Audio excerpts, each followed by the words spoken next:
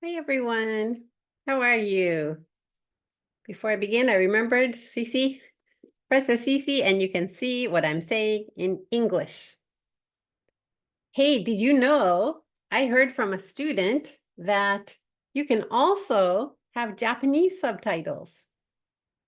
What I'm saying in English, if you click the settings, little settings, it looks like a gear. If you click that, you can then choose the language you want it to be translated into.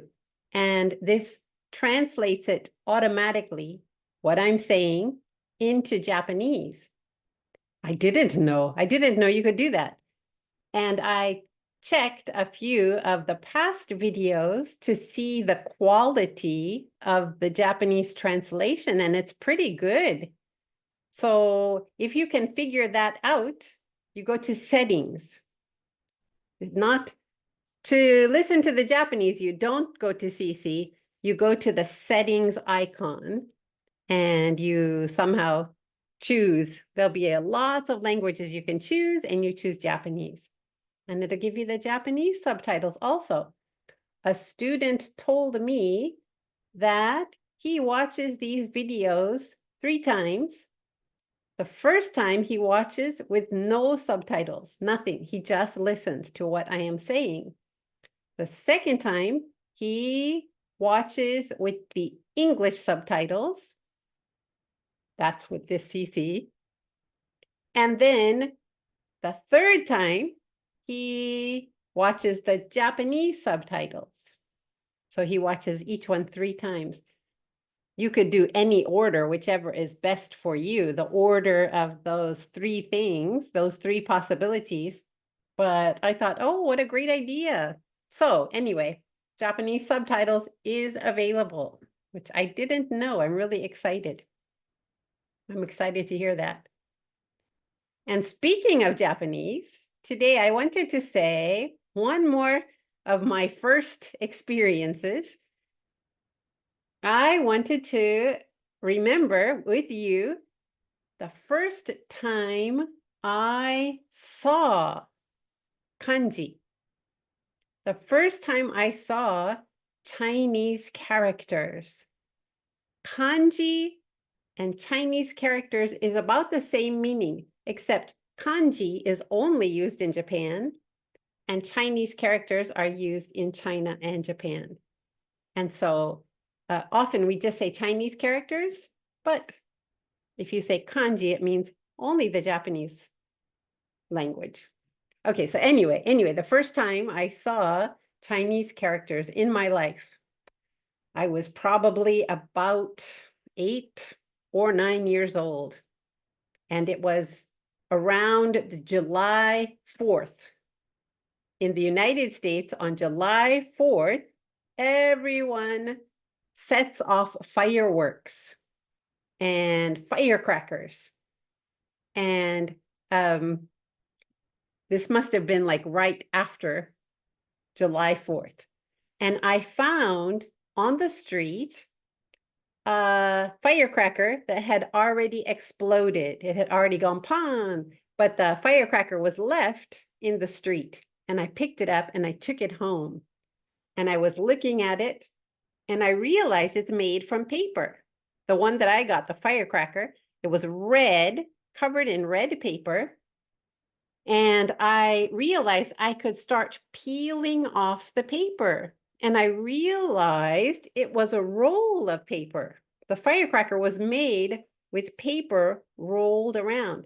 The very outside paper was red, but as I unpeeled and unrolled the paper, I realized the inside paper was newspaper. And as I unrolled the newspaper, I saw these strange letters. I didn't even know they were letters. I saw these strange symbols on the newspaper.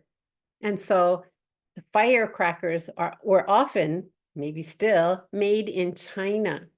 So it must have been from a Chinese newspaper in China. They used Chinese newspaper to make the firecracker.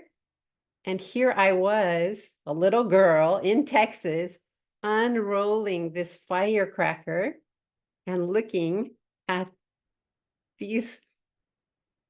Now I know it's Chinese characters. At that time, I didn't know what I was looking at. Some strange, strange symbols, I guess, is what I thought. Anyway, it made such a big impression on me.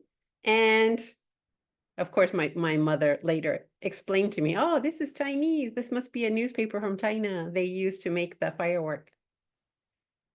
Anyway, I couldn't have imagined at that age that my last name, it has kanji or Chinese characters. I wouldn't have imagined that my children's names are spelled with kanji or Chinese characters. I couldn't have imagined that I could read the signs in Chinese characters, in kanji, read the instructions on the food that I buy in the supermarket, all written in Chinese characters. I could not have imagined that when I was a little girl in Texas, that someday I would be reading those characters myself.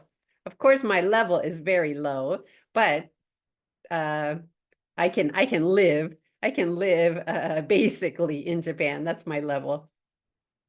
But anyway, isn't that a cool story? Maybe did you see any kind of language for the first time? Do you remember when you were a child? Maybe, of course, ABCs were everywhere, but like a Thai language or Cambodian language, they have the different, or what is it, Indonesian has different kind of writing. Korean looks very different. Do you remember being mystified seeing those for the first time? Oh, these are such good memories, remembering all these links from so far back when I was a little girl. And then now realizing, oh my goodness, I'm living in this environment. Okay, short one today.